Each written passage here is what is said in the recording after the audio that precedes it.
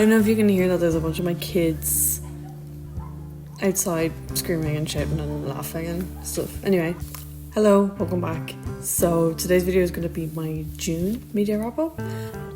In terms of the month of June, I had a really fun month. I was busy, I was doing a little bit of traveling, and it was a nice fun month. It's a month that starting to get the ball rolling of things for moving back home, so it's a little bit scary, a little bit busy, lots of things happening, but yes. And then we're going into July, which is going to be hectic. So yeah, I'm excited, but let's get started.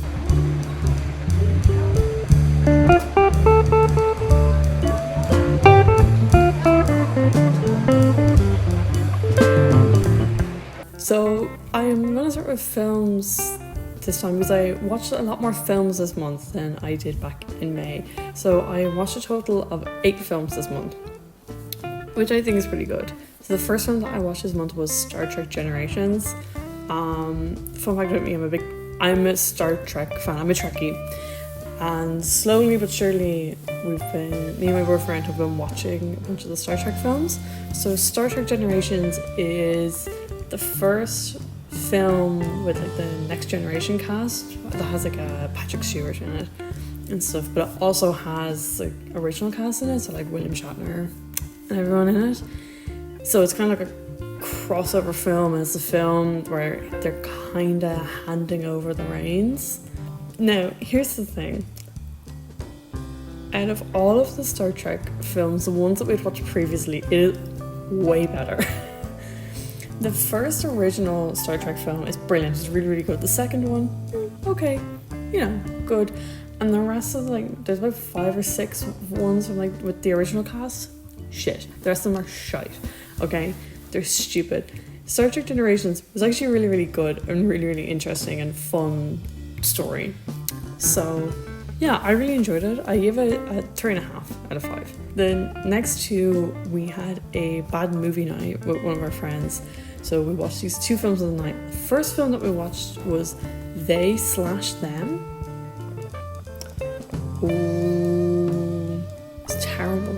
That's honestly one of the worst films I've ever watched. I literally gave it like half a star. It's awful. Weirdly, like a really good cast. Okay? Like why was Kevin Bacon in it? They/Them is takes place in a gay conversion therapy camp, and then it turns into like a slasher film, but it doesn't turn into a slasher film until like the last 15-20 minutes or something.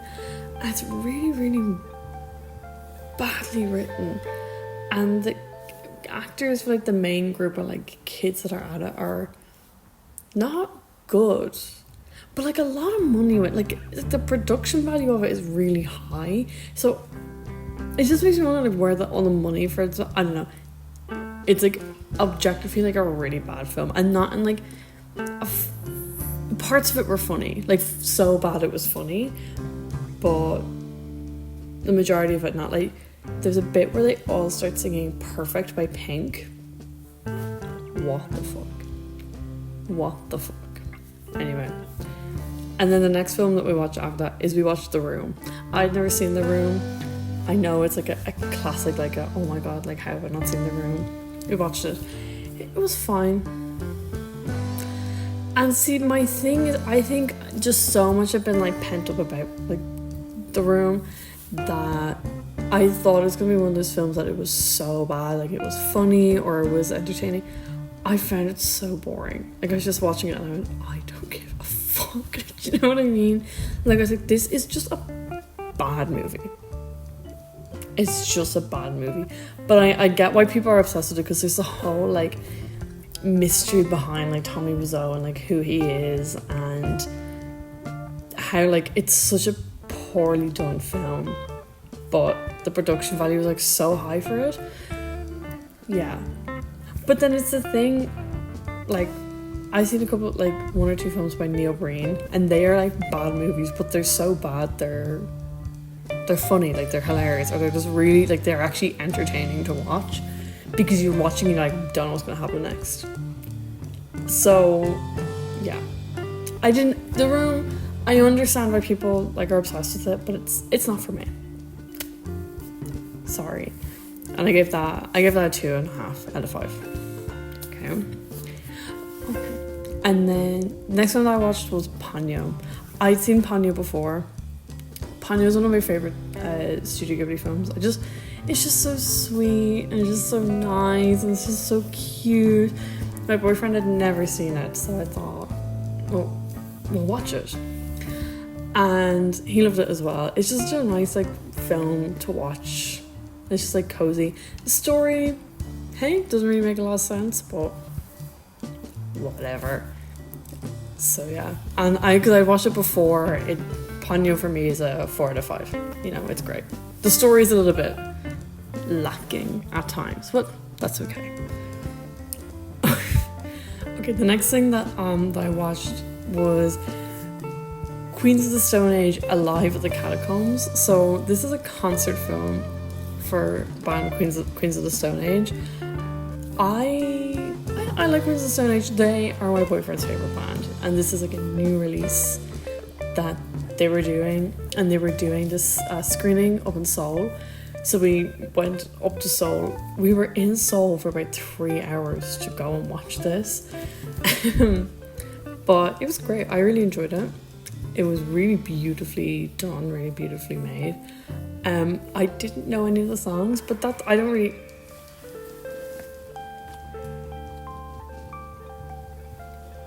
Oh God. But yeah, I didn't know any of the songs, but it didn't really matter. I don't really care. Like, I don't care. But I really, really enjoyed it. It was really beautifully made, and it was just really, really cool, like, concept and everything. 10 years in the making of them wanting to do this, which I think is pretty cool. You know, it's a really cool idea, a really cool concept. So yeah, I really, really enjoyed it. I gave it a 4 out of 10. 4 out of 5. Really, really beautiful. A week later or something, we watched X-Men. The original one from 2000. Great film. I watched them all when I was a kid, and then I think it was some summer or like, you know, I can't remember when it was, but myself and my ma watched like most of the X-Men films. So like I have seen it like about 3 or 4 times, but I haven't watched it in years. And it was just like a something different to watch. Yeah, great, enjoyed it. Hugh Jackman, gorgy. So yeah, give it 3.5 out of 5. I like it. It's a good film. The next one that we watched was The Dangerous Lives of Altar Boys. Again, the only thing new about going into it was a film that my boyfriend wanted to watch because Josh Homme, the lead singer of Queens of the Stone Age, wrote a song or two for it. So he's like, I really want to watch it. And I went, yes, we can watch it. Of course, I'll watch it. It's a really great movie. So it's a film about these 4 teenage boys, and they go to a Catholic school somewhere in America, and it's just them being like 14 or 15 and just being teenagers and pulling off like heists and stuff. But one of the things that they do, like, it's a friend group for them, is that they have like these like superhero like characters for themselves, and they're like kind of writing a comic. So it's like split into the film a bit of like an animated bit was their superhero characters, which is really, really cool. And it's done in the same style as like Scooby-Doo and stuff from like the 90s.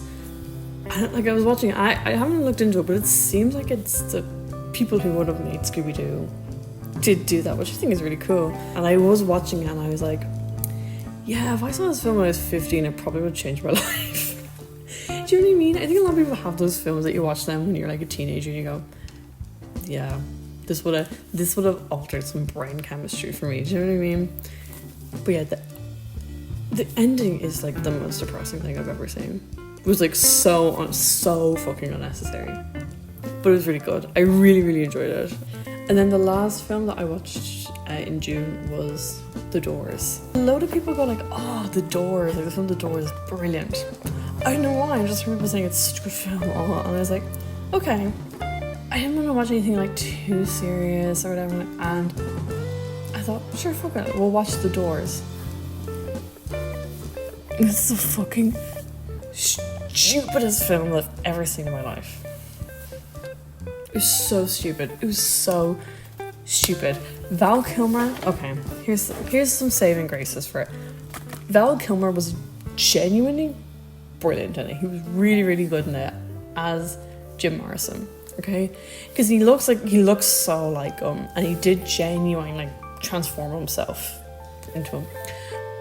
But I guess he did a good job, because I had read like a biography thing about Jim Morrison before. It was in this other like book, and I knew beforehand like he was a fucking arsehole, and he played that very well because he was fucking insufferable.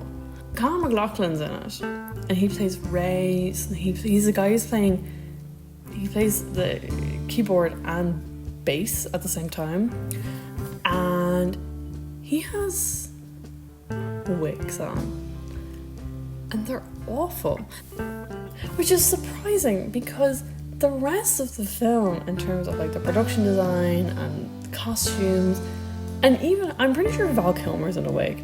His wig is great. God would love it. It looks like they were like, fuck, like we only have $100 left.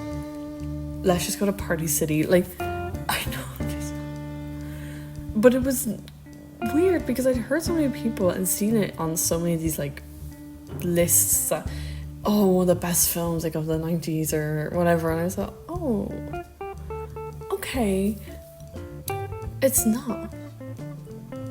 It's just not. It's shit. It's a horrible film. Jim Morrison is not a character that is in any way likable or redeeming. And I would love someone to do the maths. About, I would say at least like a quarter of the film is made up of them at performing live at concerts or venues and stuff. And so, in some contexts it makes sense. You know, like, yeah, it's a film with The Doors, or music, you know, they're a band. But there'd be times where like I'm like, this is just Oliver Stone who made it, just like going, I never got to see, it feels like he's like, I never got to see The Doors perform live, so I'm gonna make them all like perform like all these songs live to like, so I can witness it and other people can witness it or like relive it if they were there. Do you get what I mean? Like, it just, I was just like watching it at times, and there's times where I'm like, this is not like, what is this doing to tell the story? But even at that, there wasn't really a story. It was just kind of following them around, and it was a weird film. I wouldn't recommend it to anybody to ever watch.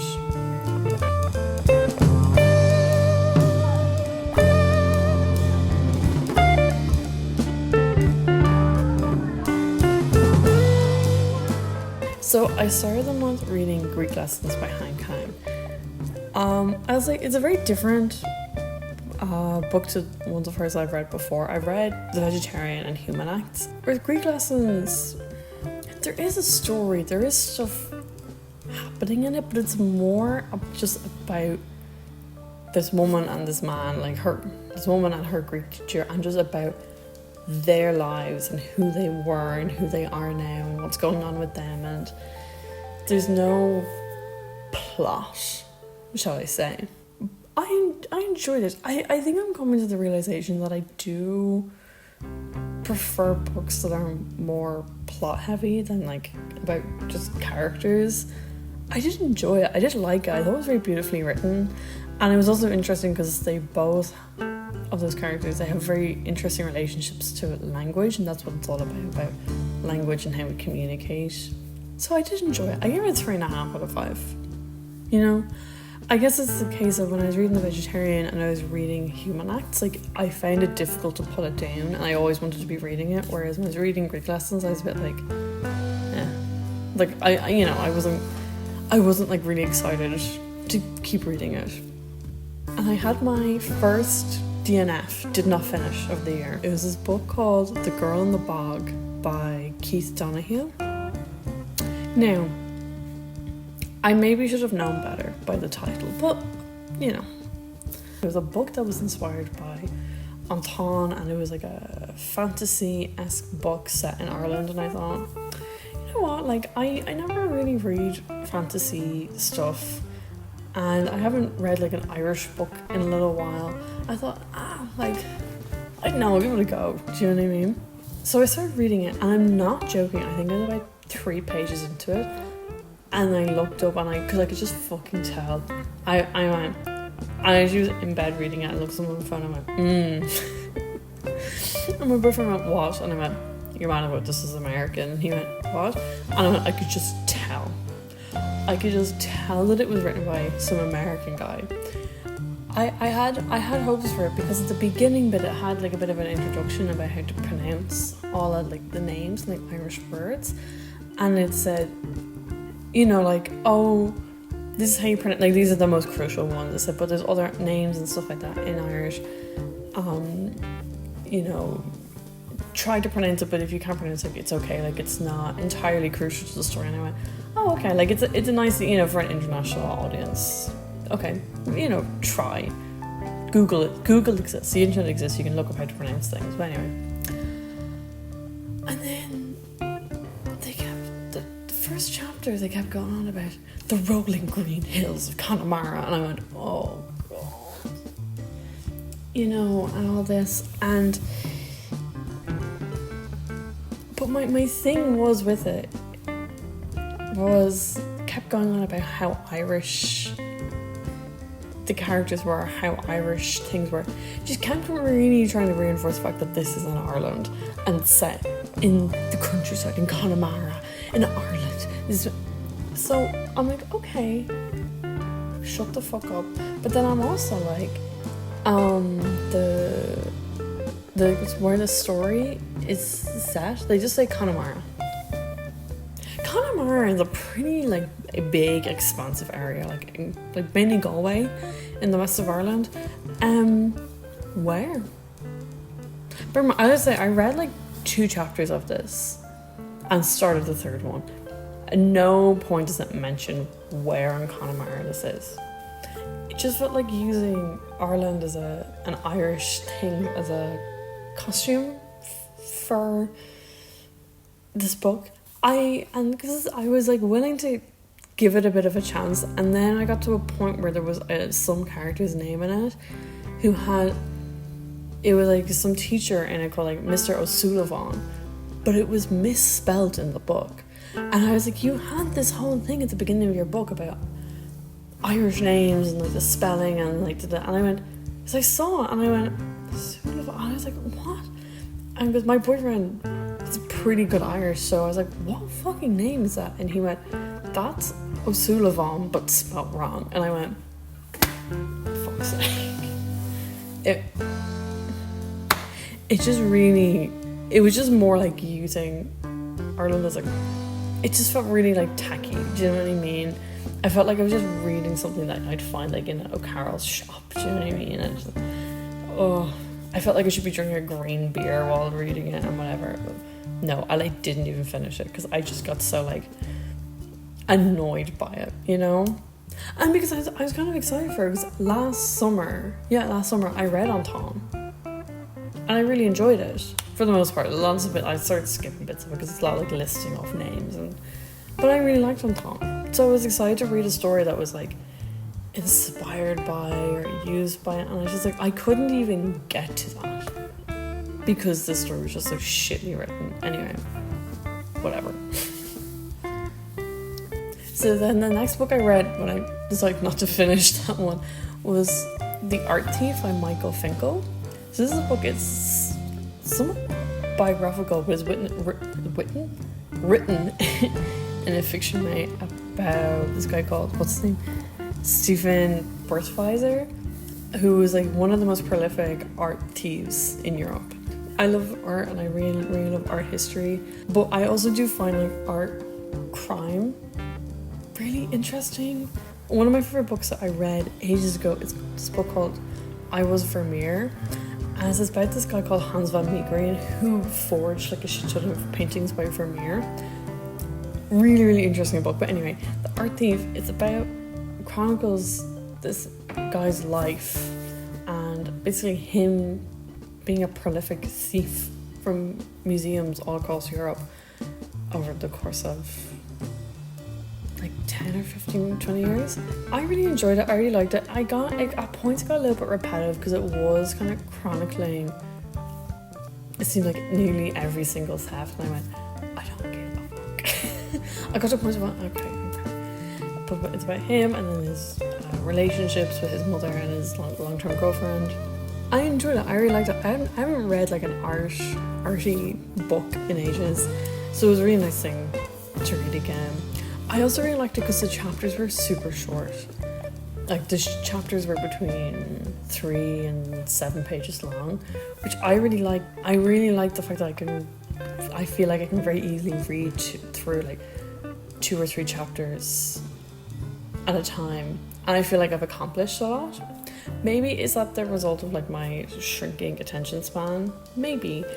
So right now I'm reading The Kite Runner by Khalid Hosseini. I'm about halfway through it, just under halfway through it. Oh, it's a heavy book. It's really, really heavy.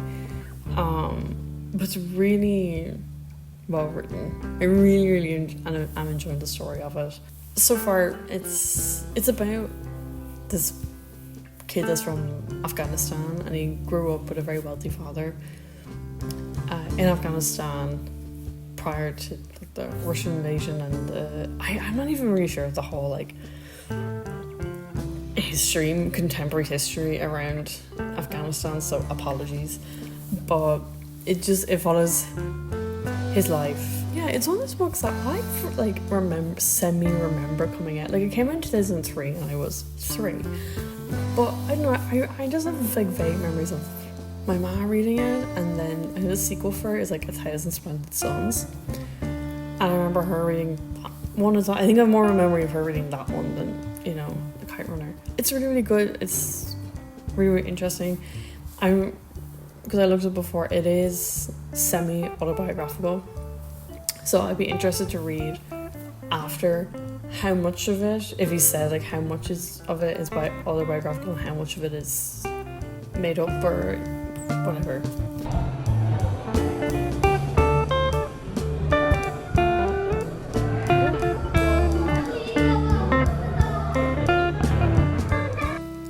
So in terms of music this month, not a huge amount of different stuff. I went through a bit of a phase for a while of listening to a lot of CMAT. She released a new single of the Jamie Oliver Petrol Station. Great song. Love it.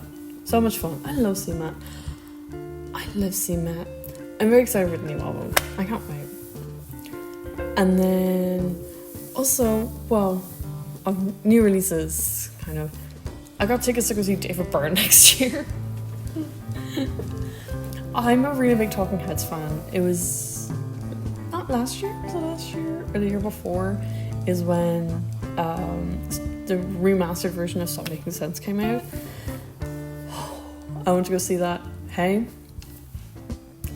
spiraled. Became genuinely so obsessed with Talking Heads. Loved them so much. Still do. But I became like really, really obsessed. So this is David Byrne now. It's his solo stuff, and he's a new album coming out sometime in September, the beginning of September. So excited for that. He had a new song coming called like Everybody's Smiling or something. It's something like that. It's fine. It's a little bit like commercially like sounded that be like, you know, but it's fun. But I was just kind of going back and listening through all his music, and he has so many albums. So this is just a bit of David Byrne, you know, prepping because I need that much time, you know. But yeah, love it. And I guess the other thing I was listening to a lot was the playlist for the DMZ Peace Train Music Festival. So we did go to that one of the weekends. It was so much fun. It was so much fun. We got there on the Friday, and there was just like DJs playing, and that was really good fun. And then the Saturday, we got there at like 3 o'clock or something. It was a scorcher. It was so fucking hot. So fucking hot. Set wise, like highlights. I think I told them that like last media wrap was talking about. Wow. Their set was crazy, but brilliant. They were so fucking good. Also, it was really nice. I got to see Japanese breakfast. Like I said, I'd wanted to see them for a really long time. They were so good. Now, like I was saying with the weather, first day really, really hot. Second day, not too hot. It was actually okay temperature-wise. Then at about 6 or 7 o'clock, it started raining a little bit. And I was like, okay. And then it was like just before Japanese breakfast set, it started like raining. And then it just got worse and worse and worse. And it was like monsoon level rain. Like, you know, when you can see, and it's like these ginormous fucking raindrops. So that was fun. We did have to hide under a tree.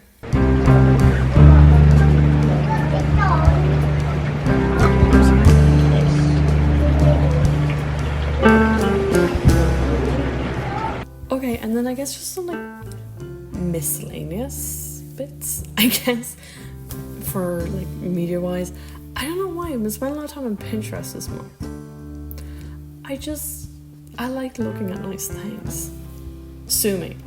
I do need to kind of go through my Pinterest and like, 'cause I've been using the same Pinterest account since I was like a teenager, so I do feel I need to go through it and get rid of like boards and stuff. I started journaling more, or again, really.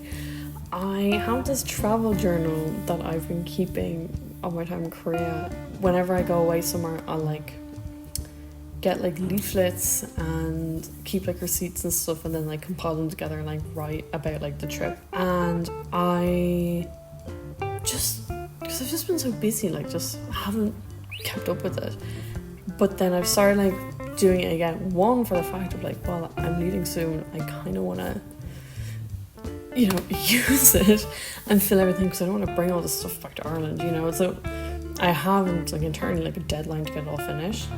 But also just as like a, I don't know, it's a nice thing to do, and I really do enjoy doing it. But I've also been journaling just about me and my life and what I'm doing and what's happening, and yeah, and because I get them on Pinterest of like journaling prompts, because sometimes like I can just sit down and like vomit how I'm feeling and what's going on, and then but there are lots of times where I find that kind of difficult to do, or I go like, I know I want to like get stuff out and I want to write whatever, but I don't know where to start. In terms of other news and stuff like that from June, I got a new tattoo. I got my Korea tattoo. I wanted to get a tattoo for my time here in Korea, and I decided, well, okay, I didn't know what I wanted, but I wanted something, I didn't even necessarily want to get something Korea, but that would have been nice. And my boyfriend was very helpful, because he got, what am I getting, a bowl of bibimbap, which is my favourite Korean food. I'm like, I'm not getting a fucking bibimbap and whatever. And then he said, well, what about a tiger? Because tigers are like the symbol of Korea, even though there's none here. But they're a symbol of Korea, and especially the traditional art, they look really cool and kind of derpy. I thought that's actually a really good idea. So this was a flash design by an artist that I found here, and I got him, and I love him. I love him so much. I have to come up with a name. I haven't named him yet, or her. I haven't named them yet. That's my June. That's what was happening in June in terms of the media and stuff I was consuming. July, I'm excited for July. July is going to be a fun month. End of July, we are going to Australia. So we're going to be in Australia for like just over 2 weeks. So that's gonna be fun. I'm very excited. I'm excited to be able to go into a cafe and say, can I get oat milk? And they go, yes, of course. Do you know what I mean? Do you know what I mean? I'm excited to eat cheese. I'm excited to have a croissant. I'm excited to be vegetarian again. / maybe go full vegan. I don't know, I haven't decided. I'm excited to eat a spice bag. All my things I'm excited about are very food related. I'm excited to not be in 30 plus degree weather every day. 30 plus degrees during the day and like mid-20s at night, so it's not even getting cold at night. Really, really fun times here in Korea, really fucking hot. But anyway, that's everything, I guess. Thank you for watching. I hope you enjoyed. My different socials and stuff are down there, maybe if you want to follow, and maybe if you want to like subscribe or something, who fucking knows. But yes, I shall see you whenever I post the next time. Okay,